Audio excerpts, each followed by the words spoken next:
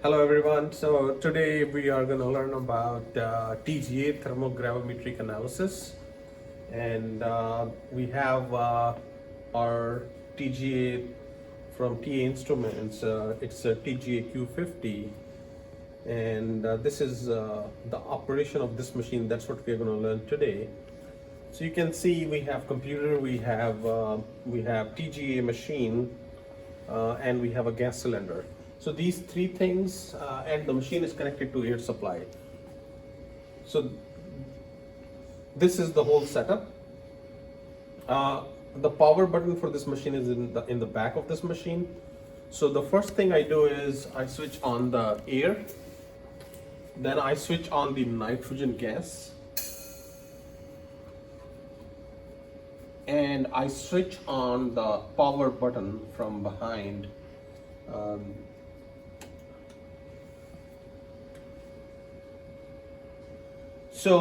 Let me clarify, why do we have two different types of air connections here? I mean, one is nitrogen and one is air. So this compressed air is to cool the furnace. Remember from the lecture part, we have a furnace here. So the idea is to cool the furnace between the cycles. So let's say I do a run right now. I heat it from room temperature to 500 or 600 degrees C. So when we do that, the furnace would be really hot. So let's say I want to start a new sample, right? So that furnace cooling down time will be a lot. So to reduce that, we blow it with the air. So that's what this air is for, to blow and cool the furnace. And this is the purge gas. This purge gas is running through the furnace right here, and this is the exhaust. So any you might have sometimes exhaust gases coming out of this area right here. And the purge gas is also going into the balance. So let me show you the balance from inside as well. So you can see once the machine starts booting up, the furnace opens up automatically, and I believe now you can also see the hanging pan, and inside the hanging pan you have an aluminum pan as well. So the inside aluminum pan is a disposable pan you have there, and if I press this sample button, this is going to unload the sample. So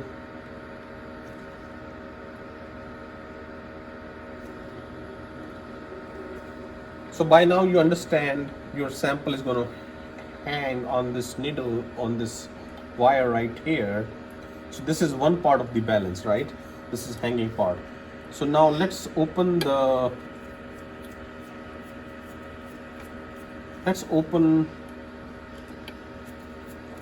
this enclosure to look at the balance.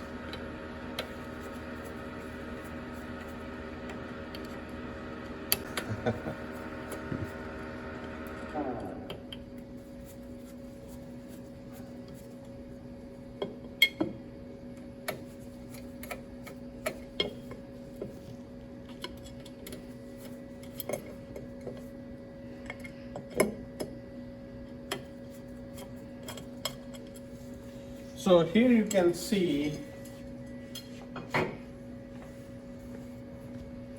you have one wire hanging here, and you have another wire hanging here. If you look inside, there's a pan right there, right? So you have one pan, a pan which is hanging there. This is a platinum pan.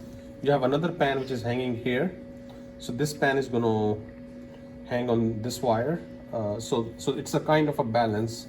You have electromagnetic balance right here, which is kind of taking the measurements.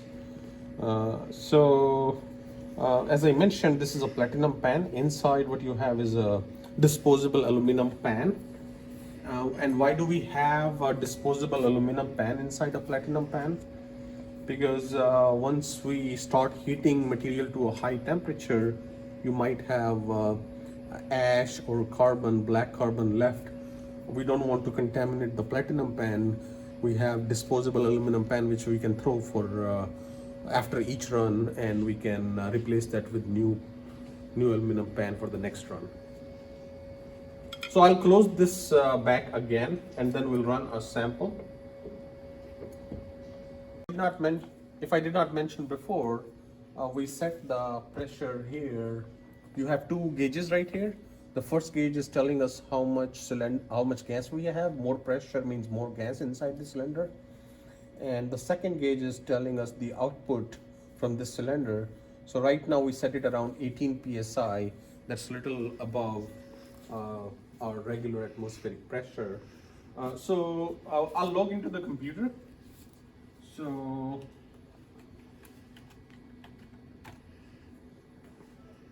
now the computer is logged in, and we are good to start. The first thing that you see here is you would have a TA instrument explorer, and inside the explorer you may have the name of the instrument that's connected.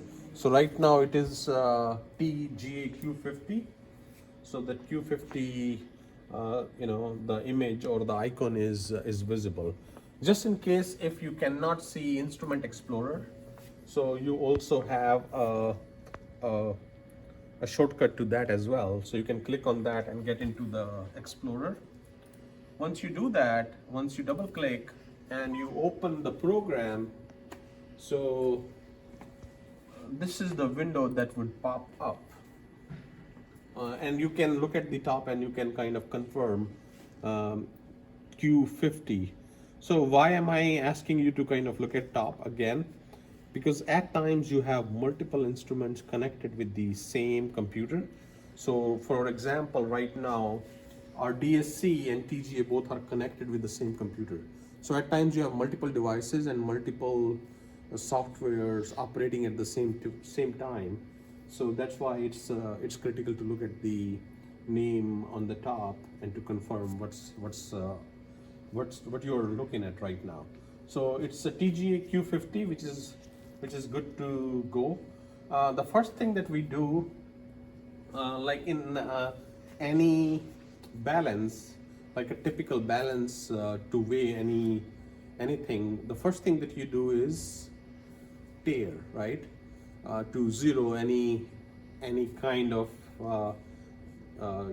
sensing or weighing that is already being observed or that's being seen by the balance. So we are going to zero or tare. So how do we do that? We have a tare button here, and right now I have an empty aluminum pan. So I would tare it with the empty aluminum pan. So I can do that from here. Also, I have an option in the software right here. It says tare, so I can do that. So I'm pressing the tare button now because this is sensitive. So I'll try to maintain a little bit of distance so there is no vibration. And so now the pan is being picked up, the furnace is going to close, and then it's going to tare the balance. And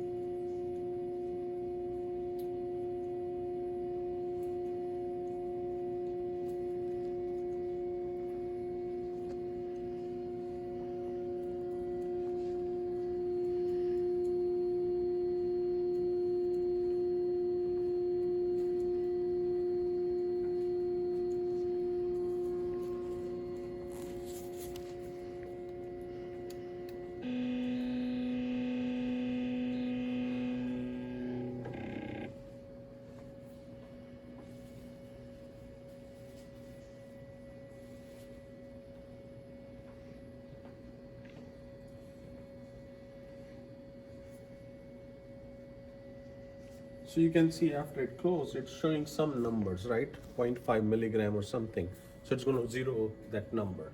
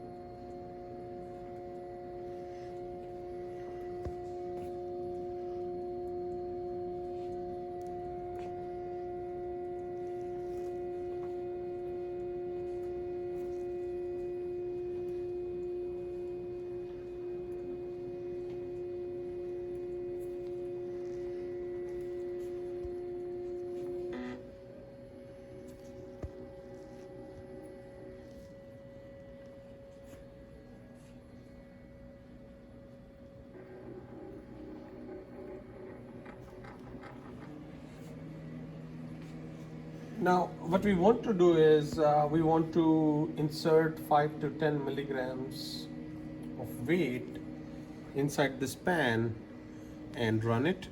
So I'll take this disposable pan out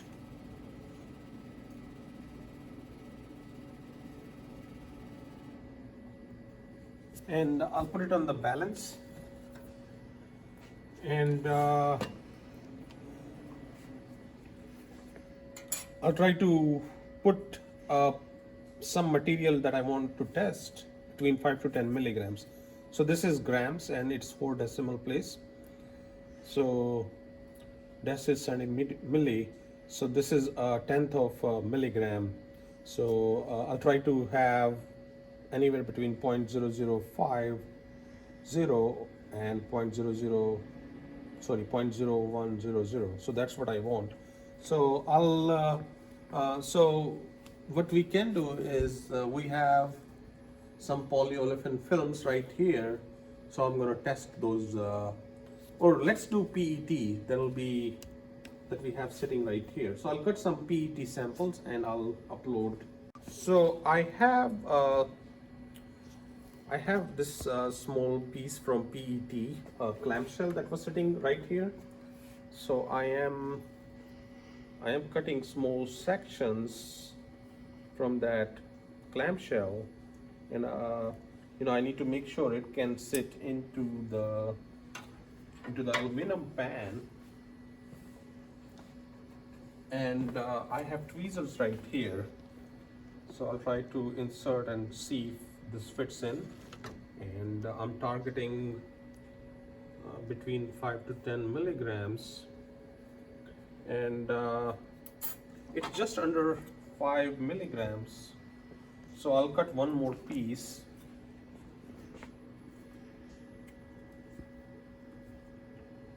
I'll cut one more piece and insert it in the pan.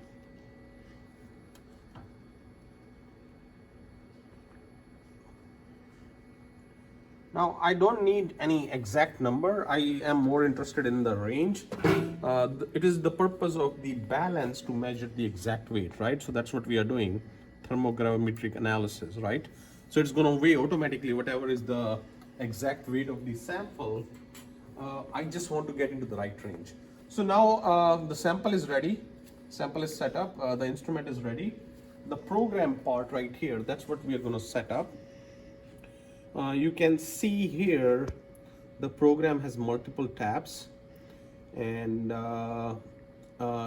it says summary procedure notes. So the first thing, the first tab I have is summary tab, the second tab is procedure, and third is notes. So right here it says TGA 1000, right? So that is the mode. I'm not changing it.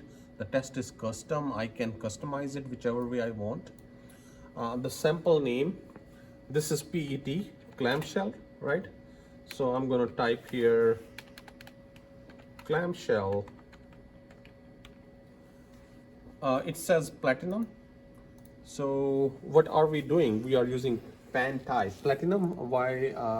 Remember what I mentioned here, the pan which is hanging on the wire, the main pan, that is platinum. But inside the platinum we are putting disposable aluminum. So make sure you select platinum because the outer pan is platinum. Here I can provide it a location to save the data and give it a name. So naturally I can give any name. So this is clamshell, PET clamshell. So I'm just writing clamshell right here. And I can give it a pathway to store the data. And so this summary part is done. If you look at the procedure, TGA thermogravimetric analysis, what we are doing is we are heating the sample and we are weighing the sample at the same time, right? So we define at what rate we are heating the sample. And here you can see it says 10 degrees centigrade a minute to 600 degrees C, right? So this is one of the tests that I did before. I can change the testing conditions, protocols by clicking on the editor part. Once I click the editor part, I have this window pop up. Now I can double click on that ramp thing, and I can adjust the settings. So last time we ran at 10 degrees centigrade a minute. Now I just changed it to 20. uh, so generally we do 10. Now for the sake of demonstration I chose 20. So I don't have any specific reason, I just did it this way. And you can see there are a lot of other options right here as well in the segment list, right? So we are doing ramp, we are only heating up. But let's say I want to keep it, so naturally at the end of this segment of the run, this is going to be 500.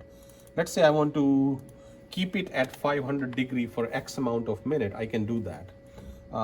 Let's say I did keep it at 500 degrees C for 1 minute, and let's say I heat it again at the rate of 20 degrees centigrade a minute, up to 600 degree. So the purpose of adding that section for now was just to show you that it can do more sophisticated things than you think. So but generally what we do is we simply ramp it up for plastic materials, going from lower temperature to higher temperature at 10 degrees centigrade a minute. And here you have notes. So it's just like information that you are entering, who's operating the instrument. If you have anything you can add in the text. So again, what we are doing, we are purging with the nitrogen. We are purging sample with the nitrogen. These are the recommended flow rates, 40 and 60 for the instrument. And here, if you see, in the sample section, I have option to choose between nitrogen and air. So if I'm interested to do that, I can do it. So for that purpose, our machine should be also hooked up with the air. For now, we are not running, and our machine is not hooked up to the air.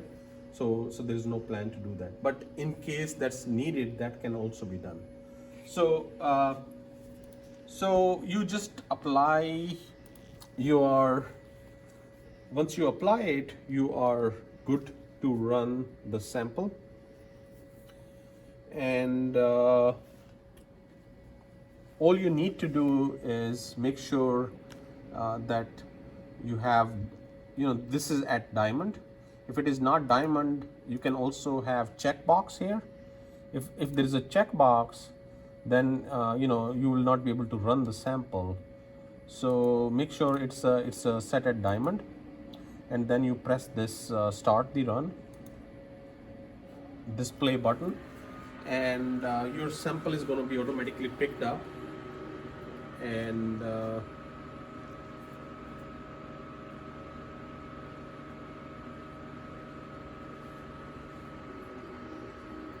test will automatically start running.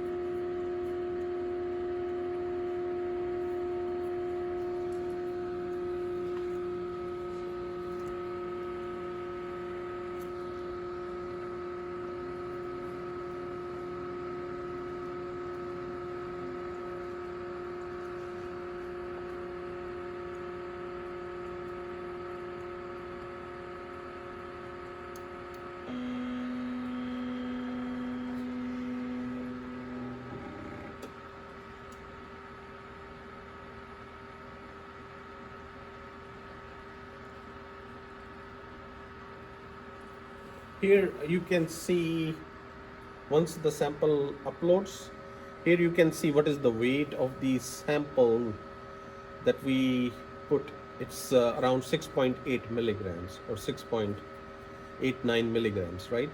And our weight percentage, it says just 100%, right? So we have 100% sample, and we are starting from room temperature. The thermocouple is the room temperature may be just under 20 degrees. Now it's heating up at the rate of 10 degrees centigrade a minute. So yeah, we are getting absolute weight, and we are also getting weight as a percentage, so we can change that if we want to. So also you see right here, this number right here, 29.2 minutes. So that's the duration of the test the sample will run. So I purposefully, just to shorten the video and the time here, I purposefully ran it at a faster rate. Generally it takes like an hour to run one sample. So we don't have to do anything for next half an hour. Once the test is finished, then we're gonna have the analysis part done. For that we use a software.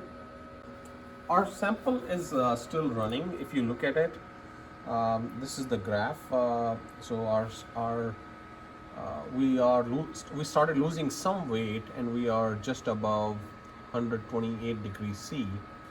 So I'm not going to wait till the end of this sample. Let's look at how do we analyze. You see this universal analysis software. That's what we use for analysis of the sample. You pull a file into the software that you want to analyze. So I'm going into some of the old files from the past. You see I have multiple samples here. I have PVC, PET, paperboard, gum. So let's look at PET from the past. So this is the data that I got from the past. Here I have signals. Remember, we have y-axis right here, x-axis, but actually we have two y-axis, y1, y2. I just hided the second axis, y2. I just wanted you to focus only at one axis at a time. So you have weight percentage as a function of temperature.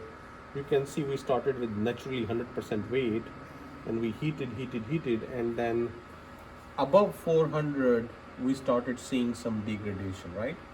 And it degraded, and in the end, after 500, it kind of plateaued. And this is the leftover, and this test ended around 550 degrees C. So what is the leftover material? I right click, and then I label the point, and you see I can label temperature. I can also select signal weight and time as well. So I just selected temperature and signal. I pressed OK. So close to 541 degrees, I got almost 12% weight left. If I want, I can delete the results. I can again label. I just unchecked the signal, the temperature, and weight. So this, I can export anything that I analyze as a PDF. So that way I have a record of all the information. So that's one thing here. You see it says here signal change, right? I can also click on this. I can see, okay, between any two particular temperatures, how much is the signal change. So between this point right here, which is let's say between 300 and 550, how much is the weight change, right? So I select that point right here, and then I right click. So it is telling me between 300 and 550, I have 87.29% change, right? So this is just to show you. And here, let's say I want to check what is the onset of thermal degradation. So you have an option right here. uh, right here it says onset point. So I can click on it, I can select a section before it started degrading. I can select another section right in the middle right here, and I can right click and I can accept limit. It is going to draw tangent to the 2 points, and it is going to tell us what is the onset of thermal degradation. So the onset of thermal degradation for this particular polymer PET was around 403.88. So that's the way I can kind of compare different kind of materials. So this is weight percentage as a function of time. Also, at any point, I can right click on the graph and I can label it if it is of importance. I just randomly chose a point just to show you. In some cases, we might have some relevance to label certain areas or certain sections. So I'm just deleting it. Okay, so this is our weight percentage, right? So now let's activate our second axis, y-axis, right? So I'm going into signals by right clicking on the software screen. Once I enter the signals, you see y1 is weight percentage. If I want, I can change that as well. I have multiple options here. My y2, here you see it says normal. Remember we talked about derivative, right, in the class? So I can change it to derivative. So derivative of temperature, that's what I want to choose, not time. So it says derivative temperature right here, and here derivative weight percentage as a function of temperature. That's what I choose, and I can see now the blue graph, right? So that's my derivative weight profile, and I can select any point and label, and I can kind of compare, here, like, for example, at 434 degree C, I'm losing the material at the rate of almost 1.95% per degree centigrade. So I can do such kind of things. I know the plastic degradation is peaking around 434 degrees C, and it's kind of above 350. I started losing the material, although at slower rate. So that's very basic interpretation, or how to evaluate the material. I am saving it as a PDF.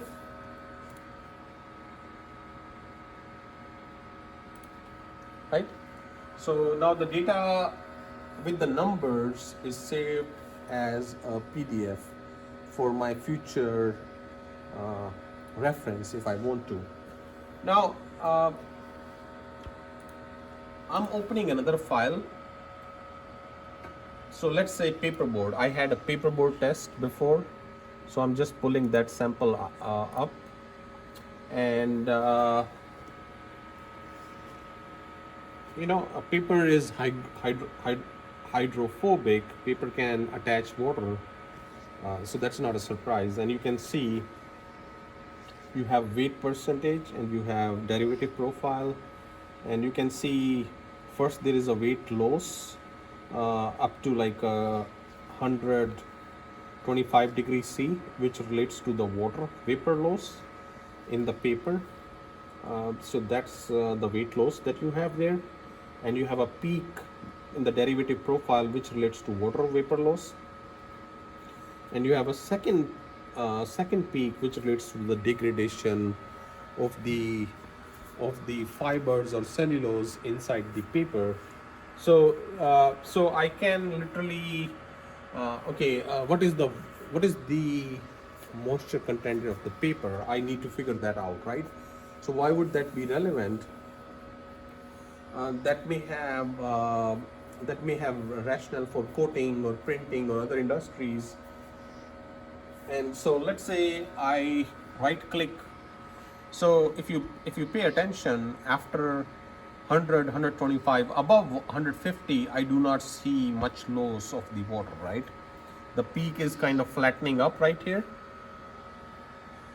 So I'm sure above 150 I do not have any leftover moisture.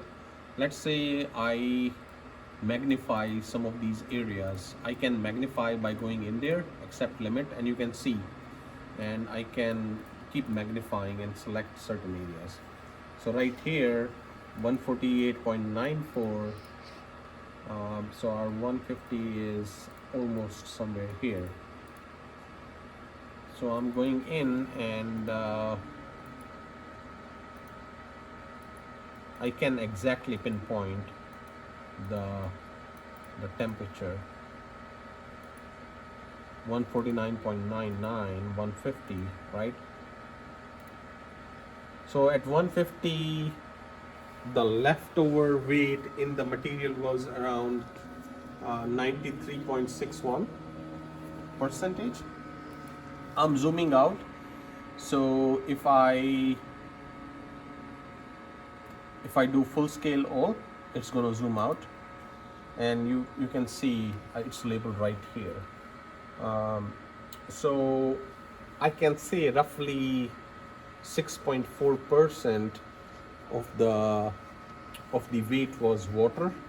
The other way to look at it is the same thing I can also do using the using this signal change right here.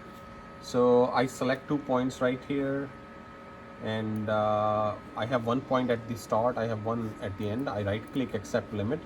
It's telling me it's giving me number around 6.3%, 6.39% or so.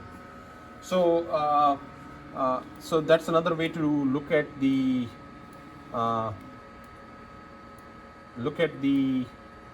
signal change. Here if I want, I can also look at onset of degradation. So we did that in the last sample as well. I can select 2 points, right click, accept limit. So the onset of degradation in this case is 286. So remember last plastic, it was way above 350 or so, or it was actually 400 or so, right? So this is thermally less stable compared to the last polymer we just looked at a while ago, which is PET. And I can also label the peak of derivative profile here as well. Now, so I can get all these numbers. If I want, I can also overlay graphs on top of each other. How do I do that? So you see, after right clicking, I got into overlay, auto configure. If I click on that, it is going to show me whatever files I have opened. It is going to show me those files. I can check or uncheck those files, and then I can click OK. And you see, it is kind of overlaying those graphs. So let's open both the files again, because I don't want to see all the other numbers right here. So let's say if I close these files and open again, I have paperboard, which I opened here. I have PET, which is here. Now I right click and I overlay, auto configure, OK. So this is my overlay graph. So what this graph is showing me, I have paperboard, which is a solid line. I have dotted line, which is PET, and you can see the differences. This is your weight percentage. If I want, I can hide my Y2 axis. So where is signals? I don't see. Do you see signals?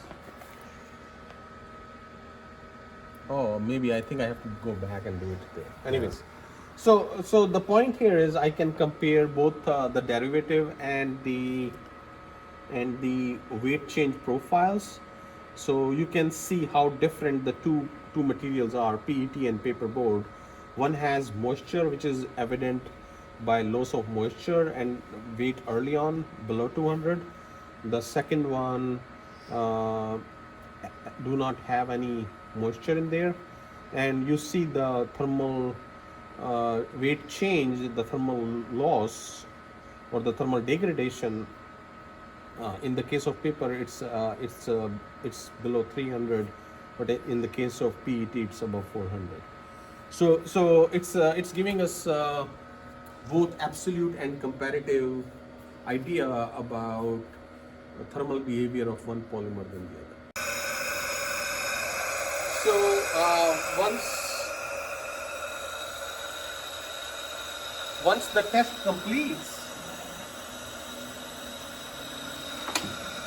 once the test completes, the furnace opens up, and you can see the blow of the air, right? It's blowing hot air from the furnace from underneath right here, just to cool it. And if you look here, this is the